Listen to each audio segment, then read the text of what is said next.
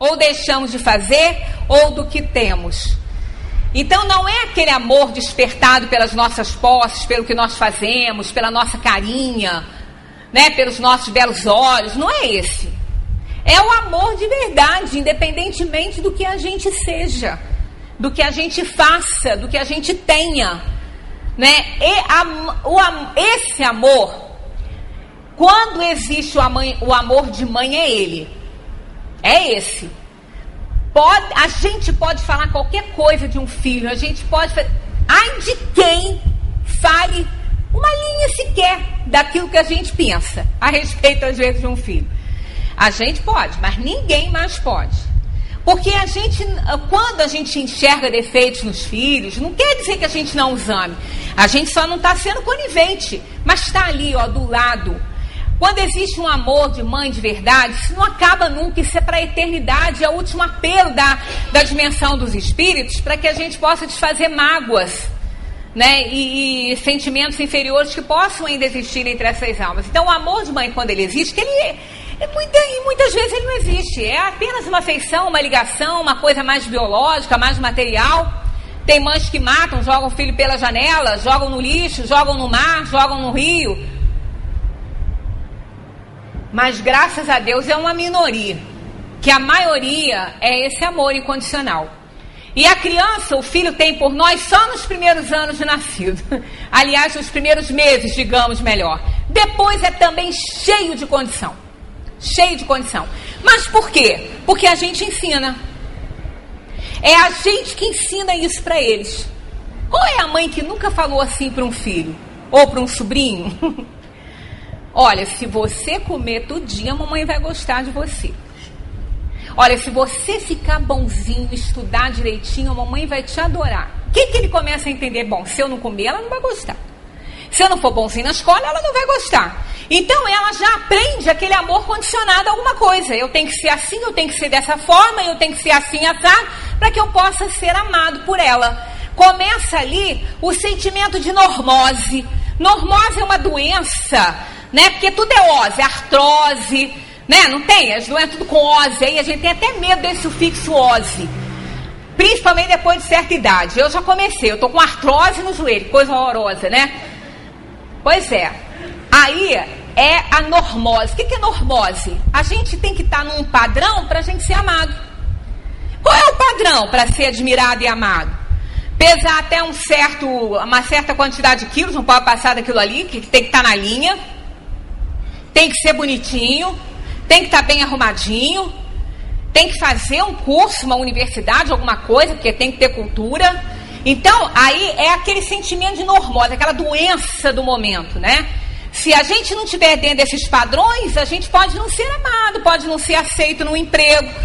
E é tão horroroso isso que quando a gente vai fazer uma entrevista, tem até lá umas coisas que a gente deve seguir, a roupa que deve usar, né? Como se deve se comportar, porque senão não vai ser aceito. Então, a vida, a pior doença do momento, não é a AIDS, não, é a normose mesmo, que faz que a gente não seja nós mesmos, que a gente coloque uma máscara para que seja amado pelos outros. Agora, isso a gente aprendeu com os nossos pais lá desde pequenininho, que a mamãe só vai gostar de você se você for assim, assado, se você comer direitinho. Não é, a gente não está fazendo isso por mal, mas acaba fazendo. E isso vai criando, portanto, aquele amor condicional naquela criancinha que está ali, que depois só vai gostar também dos pais se eles comprarem um tênis de marca, se eles comprarem uma grife legal para eles vestirem, se eles estudarem na escola, numa escola legal que tem aquela turma da pesada, que vai ser um maior barato, né? Se os pais deixarem ir para balada sempre, aí eles vão adorar esses pais, né? Quer dizer, é o amor condicionado àquilo que interessa a eles. E é exatamente esse amor que bota a perder qualquer relacionamento, principalmente casamento. Quando a gente começa a querer que o outro seja do jeitinho que a gente pinta, isso não vai acontecer, que a gente viu que ninguém se torna um, né? É necessário vencer preconceitos, mudar comportamentos, vencer a tendência de fazer julgamentos para medirmos a quantidade de amor e atenção que devemos dispensar a alguém, até dentro de casa, gente. Nós somos também muito, condicionados a essa questão. Quem tem 3, 4 filhos em casa, gostar daquele que sempre arruma o quarto, que sempre estuda, que não precisa ser mandado para tomar banho, que faz tudo direitinho, é muito mais fácil do que aquele hiperativo que larga tudo, que joga tudo, que corre, que responde, que critica, que cobra, né? Aí a gente fala, poxa, eu gosto mais de fulano, porque fulano é assim, assado. Olha lá, olha de novo o amor condicional aí, perturbando uma relação verdadeira, né? Nós aprendemos e ensinamos. Julgamento a gente faz o tempo todo errado. Eu nem vou citar o exemplo que está aqui, porque ele já é conhecido de todos, que é aquele julgamento que a gente elegeu Hitler para comandar o mundo, lembra? Desse julgamento, né? Mas tem uma outra historinha que ilustra muito bem essa nossa pobreza de julgar as coisas, de entender, de interpretar as situações, sempre acusando o primeiro que vem na frente, né, como um bode expiatório, que a gente adora encontrar um culpado para a situação, né? 2 vizinhos, amigos, um comprou um coelho de presente para o filho. Ah, claro, o filho dos outros vizinhos quiseram um bicho. Que é porque fulano tem um coelhinho e a gente quer um bichinho também. Aí o pai comprou um pastor alemão. Um cachorro. O pastor alemão. O vizinho que tinha um coelho ficou desesperado. Falou assim, você comprou um pastor alemão, ele vai comer nosso coelho? Aí o vizinho, não, vai nada, eu entendo de cachorro. Cachorro, ele vai ser criado junto com o coelho, não vai acontecer nada, e realmente foi o que houve, né? O cachorrinho adorou o coelho, eles se tornaram grandes amigos, brincavam o tempo todo. Numa bela sexta-feira, a família do coelho viajou, foi passar o fim de semana fora. E o cachorro ficou lá, assim, né, procurando um amigo ali, não achava. Aí, domingo, entra o cachorro com o coelho na boca, todo danado, todo sujo, todo mole, morto, né?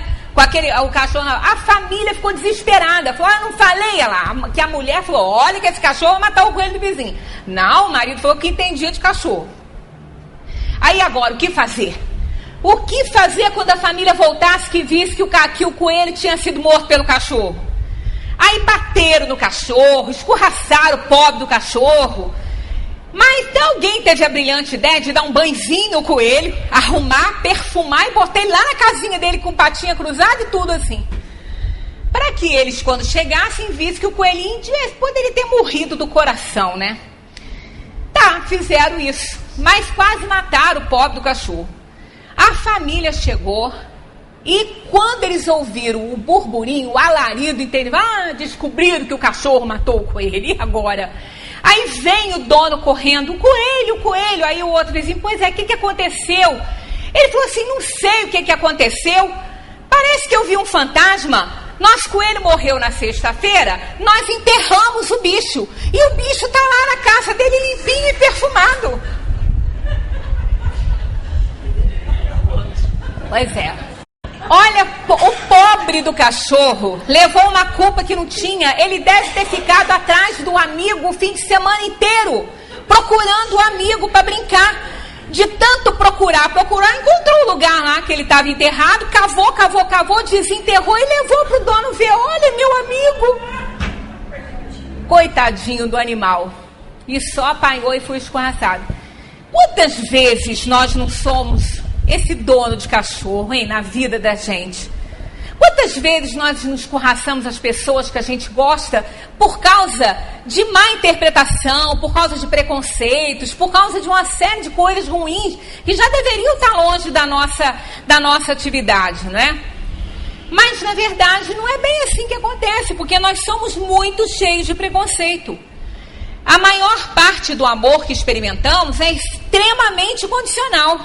Somos amados pelo que fazemos pelos outros, pelo dinheiro que temos, por sermos engraçados e inteligentes, pela maneira como tratamos os nossos filhos ou cuidamos da nossa casa e assim por diante. Tem até um ditado, se quer conhecer um amigo, convida, faz uma festa e convida. Vai encher a casa de amigos. Mas se quer conhecer os verdadeiros amigos, fica doente. fica mal, perde as coisas, entra em falência. E aí você vai ver quem são os verdadeiros amigos, né? Então, na verdade, é assim. Infelizmente, da mesma forma, temos dificuldades de amar as pessoas como são, com suas qualidades e defeitos. A gente ama porque fulano é assim, é bonzinho, é assim, assado, mas não é bem assim. Até a questão de uma mulher grávida, né? Quando a gente pergunta, você já sabe o sexo? Não, ainda não sei. Mas tá tudo bem, menina ou menino, contanto que venha com saúde. E se não vier? E se não vier com saúde, não vai ser amado? Vou amar, vou adorar, menino ou menina, contanto que venha com saúde. Quer dizer, se não vier com saúde, então começa a complicar esse sentimento que tem, né? Por aquele serzinho que está chegando. E nós temos dificuldades. A gente quer sim, a gente gosta das pessoas que são parecidas com a gente, que fazem as coisas que a gente gosta, que não nos incomodam, que não nos cobram nada. Frequentemente nos vemos decepcionados, achando razão para não amar os outros, né? E cobramos das pessoas que a gente mais gosta umas situações complicadas. Tem até um exemplo aqui de uma mãe que ela fazendo seminários para aprender a conviver melhor com o filho, que ela tinha um relacionamento péssimo com o filho, e o filho incomodava terrivelmente ela, porque ele tinha um grupo de amigos que ela não gostava, mas ela não tinha motivos para não gostar. Eles não tinham nada de errado, mas ela não gostava da aparência deles. E um deles, uma moça, deu uma camiseta horrorosa para o filho dela, segundo o julgamento dela. E o filho não tirava a camiseta. Aquilo era só ela, lavava e usava. Era o bate-enxuga. E ela tinha horror. Ela chegava do trabalho, estava ele lá com aqueles amigos, lá na casa dela, lá na cozinha, sentado no balcão, tomando suco, e o filho com aquela camiseta horrorosa. Aí ela criava problema com ele, criava problema com os amigos não gostavam dela porque ela era mal educada com eles, uma coisa horrível. Então ela foi procurar ajuda para melhorar o relacionamento dela, porque ela tinha medo do que os vizinhos iam pensar, o que os outros iam dizer, que ele só tinha aquela camiseta, se ela não tinha dinheiro para comprar outra. Olha o que preocupava a cabeça da criatura, né? Aí, nesses encontros e tudo, muitos exercícios, muitas coisas foram faladas. E ela resolveu colocar em prática, então, aquilo que ela estava aprendendo nas terapias. Aí ela começou, ela chegou em casa, viu aquela situação, mas não quis brigar. Resolveu pensar, e se eu morresse amanhã? Eu estaria em paz? Aí ela pensou, bem, eu estaria em paz, eu faço a minha parte, eu trabalho, eu cumpro meus deveres, não faço mal a ninguém, mas eu não morreria em paz porque eu não tenho um bom relacionamento com meu filho. Então aquilo já incomodaria, quer dizer, ela não morreria em paz. Aí ela pensou na morte do filho. Ela falou, e se meu filho morresse amanhã? Aí ela começou a pensar como seria. Bom, eu não poderia enterrá-lo com um terno, porque ele odeia ternos. Eu teria que enterrá-lo para fazer uma homenagem a ele com aquela camiseta horrorosa que ele adora. E quem eu convidaria para esse enterro? Não precisaria nem convidar, porque os amigos dele estariam todos presentes.